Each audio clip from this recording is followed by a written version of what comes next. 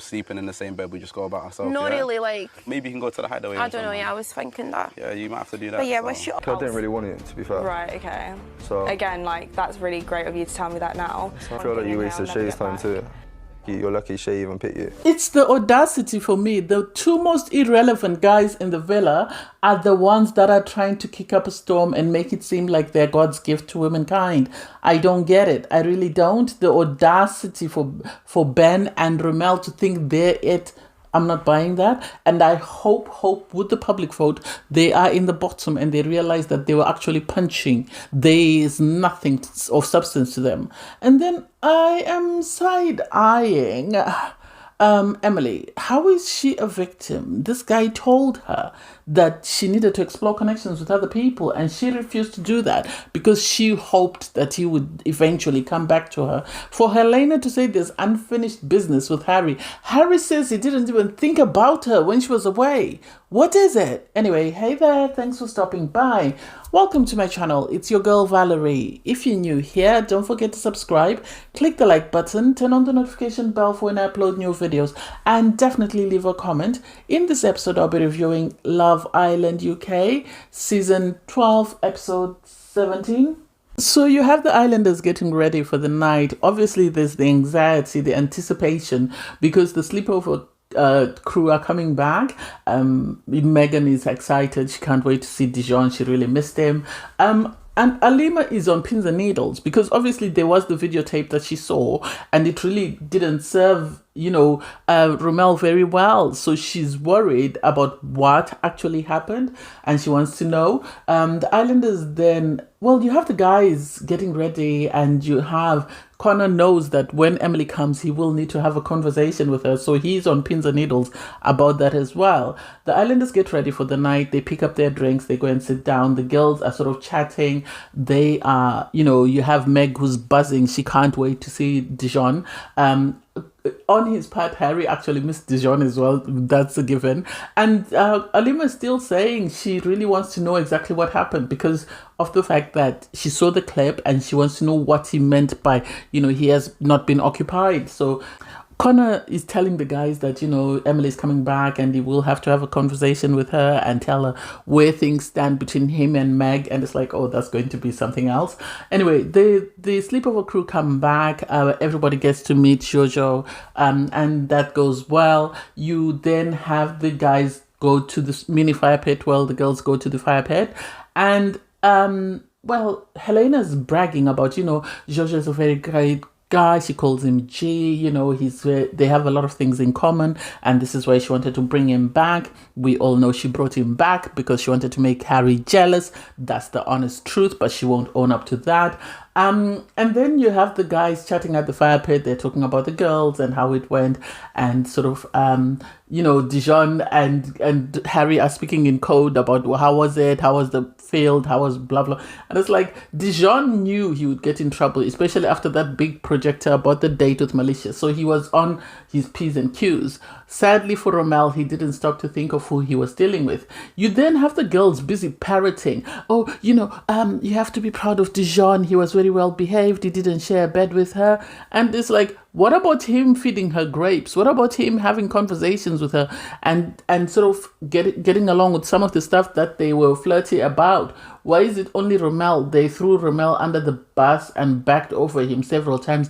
Oh, he kissed her outside of challenges. He kissed her in bed. We thought he was going to bring her. He said, he was going to couple up with her if he had to. And so and then Helena has the audacity. I'm actually surprised that he didn't bring her because of how well things were going between the two of them. And it's like, if you had your way, you'd have encouraged him to bring her. That's it.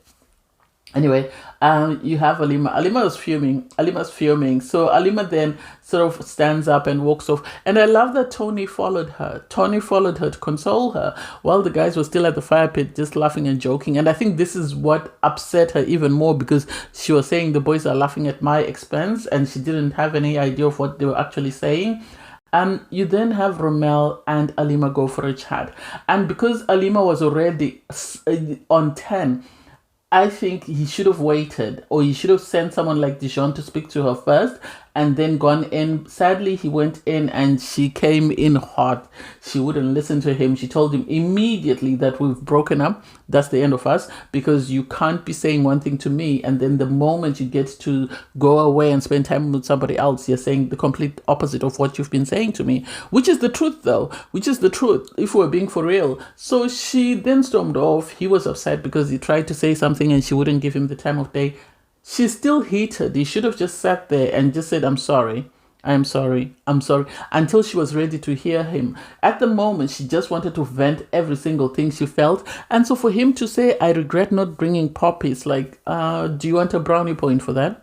Am I the only one who feels shortchanged? It's okay for us to see, everything that's happening in the villa, the Tommy, Meg, and, Connor and Emily situation, the Lima and Romel situation.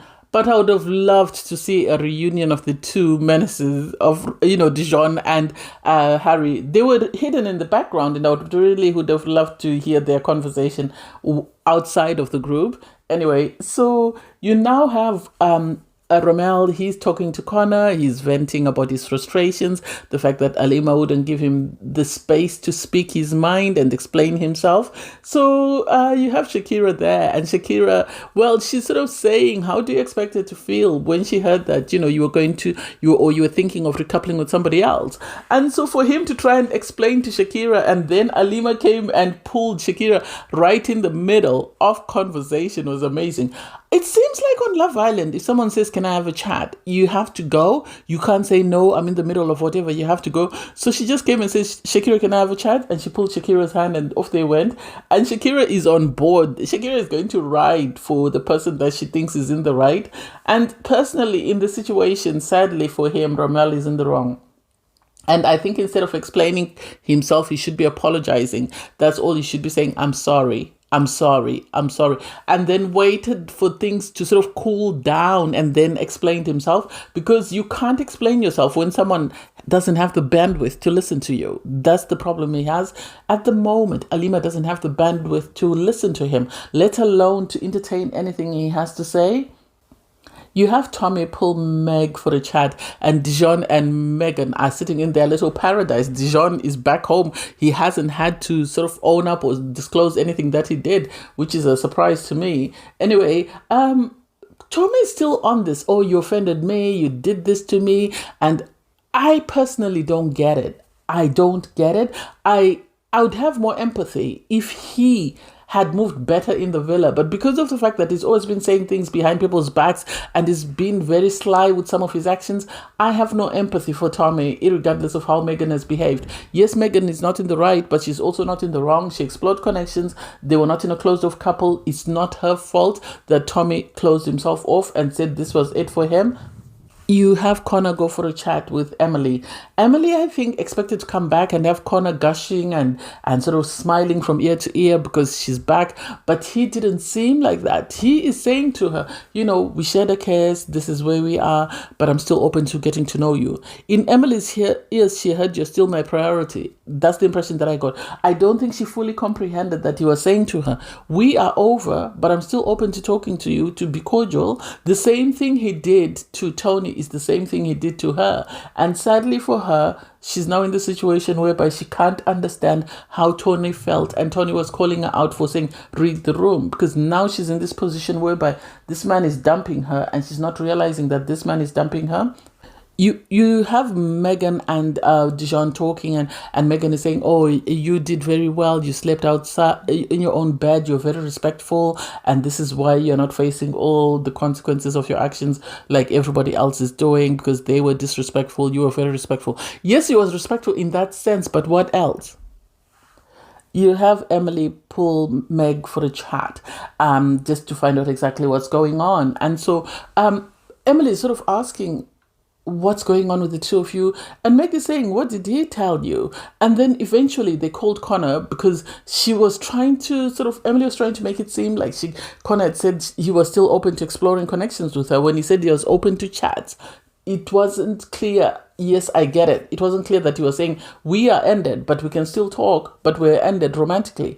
And so for Connor to come and try and sort of clarify that just made a mess of everything. And that's when she got triggered because she couldn't understand why he was saying things are over. Because in the middle of the conversation, you had Megan stand up and she went off and left them. And Connor is saying, we are over, but I'm still open to talk to you. And she's, well, you didn't say that clearly. Yeah, he didn't, but still at the same time, you should be woman enough to read the room. The moment he told you to explore connections with other people, it was over. He was waiting for Meg to catch up with him, but he had moved on from you. So what you didn't get from that, I don't understand.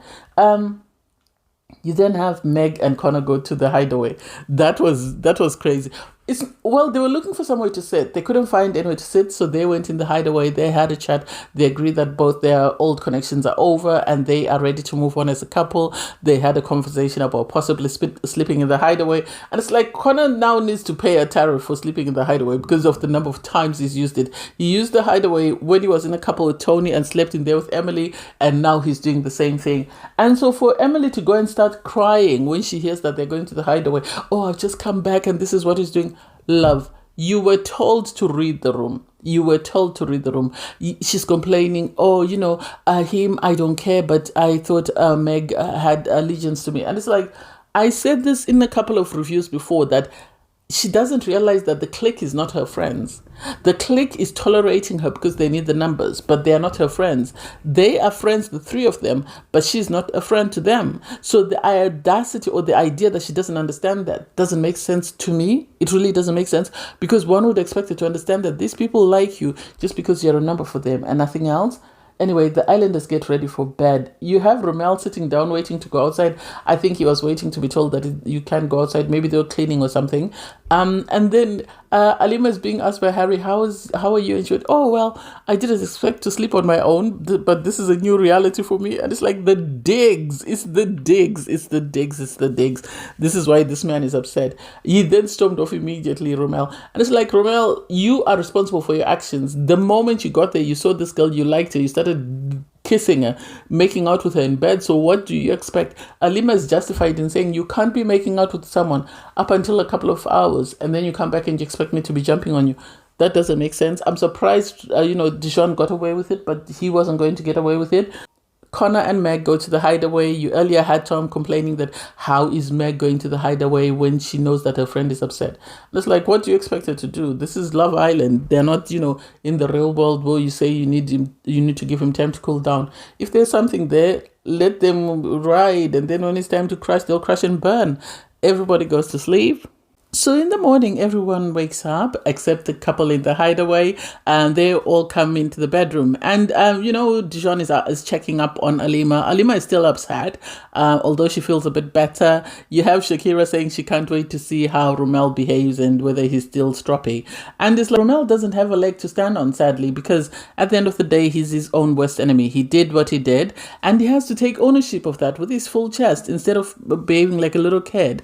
Anyway, the islanders get ready for the morning, and then they have a semi-debrief. I think production have realized that the fans really couldn't be bothered about the debrief, and it's annoying and it's repetitive. So now they sort of try and hide the debriefs in people just having chat. So you have Emily moaning to the clique about the fact that, oh, Megan, how could she go to the hideaway with Connor, especially after she had received so much bad news on her return. She didn't feel that was right. It's like, girl, you were never a part of this group. You were a background of this group, and they were just using you for numbers. So the idea that you think they would empathize with you is really sad, because they have no empathy for you.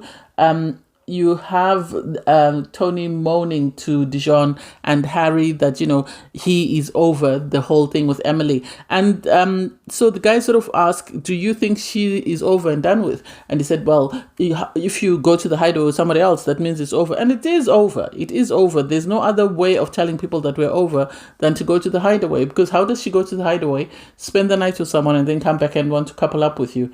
That doesn't make sense. And he needs to take ownership of his actions as well, because Tony is not innocent. He really is not innocent. He didn't have ways to keep that girl. And so she kept it stepping.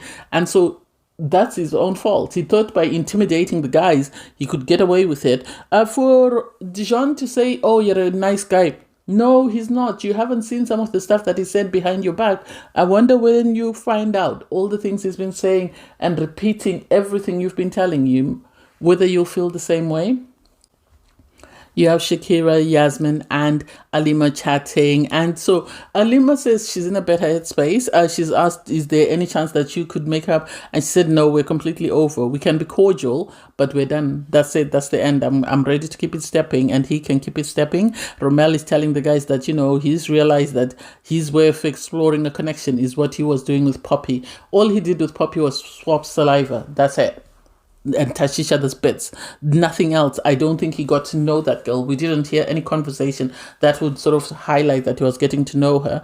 The girls can't wait to see how he behaves because they know that he was being stroppy. But at the end of the day, Alima is within her rights to choose how she wants to be treated. And if she feels that she cannot be with a guy, first off, he told people he'd been with 5 partners, and then he's gone on. Within a couple of hours of meeting someone, he started to make out, even though he knew that he was still exploring a connection with her. So if she says no, who is he to force her? And he has decided that it's over and done with. And it's like, because the guys even asked him, do you understand where Alima's coming from? And he said no. He doesn't understand the big deal. And anyway, it's over. And it's like, well, you're going to struggle to be in a committed relationship if you cannot take responsibility for your actions. She's offended by the things that you did and the things you said from the clip that she saw. If I were you, before you start preaching that it's over, I would ask her for a chat. Explain yourself now that she's calmed down, because she was heated as a result of the girls telling her whatever they told her.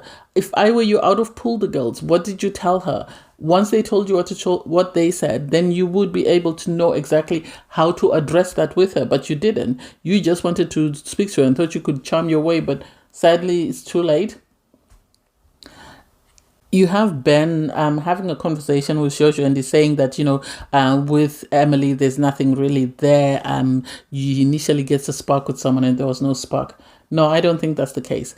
She, on her part, says, she doesn't know how things are going, but it doesn't seem to be really romantic, and she's not sure whether they're going to be friends. The problem with Ben is there's no depth to him, and his lack of experience as well, or emotional intelligence, is what the girls see right through. And this is why they're turned off. And so for him to understand that he is as much to blame for the failure of these relationships as, she is, he doesn't get that. You have this woman is delusional. She really is delusional, because you have Helena say, she still has unfinished business with Harry, and so she wonders, whether they're going to still continue to explore that. But she's in this space where she knows there's unfinished business. And I love that Megan told her that you need to focus on the person you brought back. You need to focus on Jojo for now and see if you can grow that and leave Harry alone, because Harry's been here. He's been with Shakira and they've progressed. Helena actually acknowledges that with Shakira, obviously their connection has grown. Harry on his part is saying, out of sight, out of mind. He didn't miss this woman. So the idea that she missed him and she feels like, there's unfinished business. In her head, there's unfinished business, but Harry has moved on. The girls are telling her that he's a different man around you. I personally feel Harry liked Shakira more than he liked Helena from the start. Helena was easy pickings. She gave him what he wanted, but he liked Shakira more than he liked her. And her speaking about whatever her sexcapades just made things with Harry, and so he lost any respect for her, and he liked the idea that he could play her at whim. And I think the only way he can come back is if Shakira turns him off and says, we're done. You then have the Hideaway crew come out, and you have Emily moaning that she feels some type of way, she feels disrespected. And it's like, you're not disrespected. This man, before you went, told you to explore with other people. If you were smart, you would have sent him home. But you weren't. You were still Delulu, and this is where you came back single, thinking that he would be waiting and pining for you when he was already making moves to progress with his new partner. Tommy pulls Emily for a chat. I think that I don't know whether they'll work. I think if they're going to do anything, they're going to do it just because they want to keep each other safe in the villa, in hopes that their partners will break up and then come back to them. But I don't know whether there's a romantic spark that we could say that, they're going to grow it and it's going to be something. I don't know. I might be saying it wrong, but I don't know. You have Tony receive a text message. It says, Tony, it's time for you and Harrison to head out for a date. Please get ready to leave the villa. Hashtag ripe for the picking. Hashtag juicy. And it's like, I don't get how they got the first date. I don't think we've had anyone else go on a date though this season, have we? Am I the only one who's surprised? I know I'm repeating myself, but how is it Tony and Harrison have managed to score a second date? Yes, the first date, it wasn't through their choice, but they've scored a date before people that have been in couples for longer. So what does that mean? Does it mean that the producers actually see something that's genuine, or is it just them sort of trying to keep them sweet before they throw a bombshell in the mix? I didn't get that. I love that their date was all about themselves. They seem to be getting to know one another. They did a bit of strawberry picking, which was really cute. Tony was teaching him how to do it. And then they spoke about the fact that they like that they've been drama free, but they've been very supportive of their friends. But they're trying as much as possible to keep away from the drama, which is good. I love it. As long as they can mind their own business and they're focused on growing as a couple, that's the important thing. Back at the villa, you have Dijon having a conversation with Romel about his connection with Lima. Sadly for Romel, accountability seems to have missed him somewhere along the way. It really has. Because I don't think he quite understands where Alima's coming from. And Dijon tried to sort of explain to him, but I don't think fully was capable of explaining where Romel went wrong.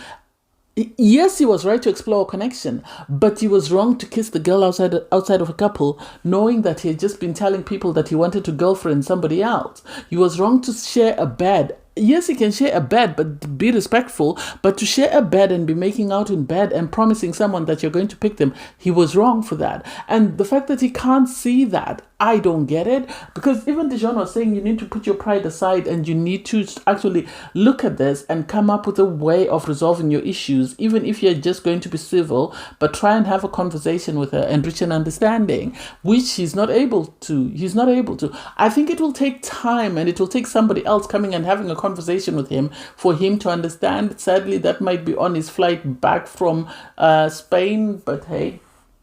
You have Connor pull Emily for a chat, and Emily is in her feelings because she feels disrespected by the fact that Connor went and slept in the hideaway. And it's like, this guy told you to explore people before you left, but you left, came back, still trusting that he somehow had feelings for you. That's not his responsibility.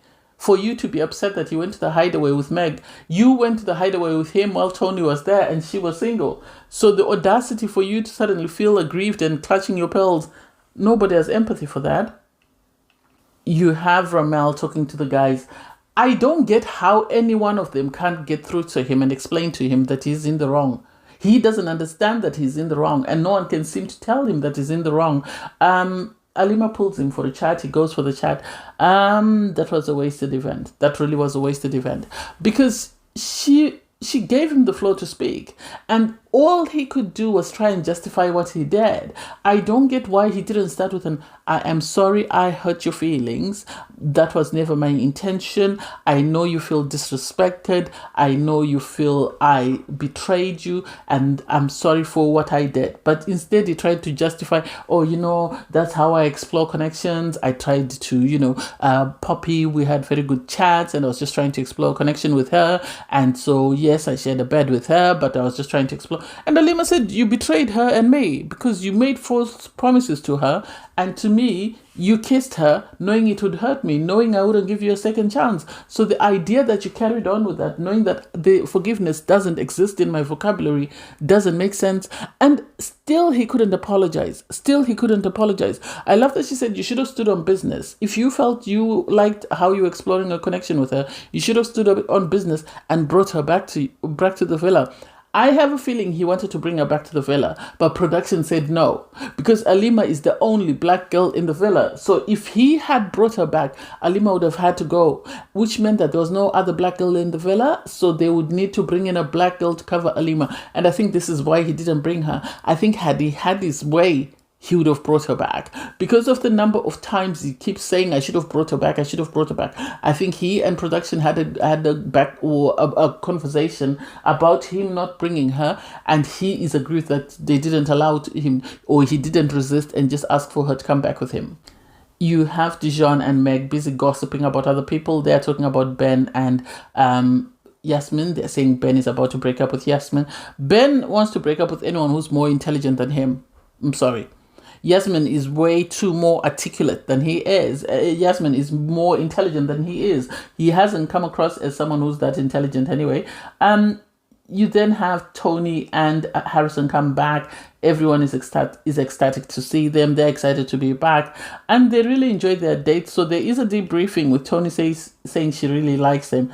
I think on Love Island, things like that, you need to keep it to yourself. Because the moment you say that, production say, hold my beer, and they bring a person that's your person's type. So there is a possibility that they could be bringing someone who's either, chances are it might not be Tony's type, but definitely Harrison's type. So you have the girls pick up their drinks and go to the fire pit.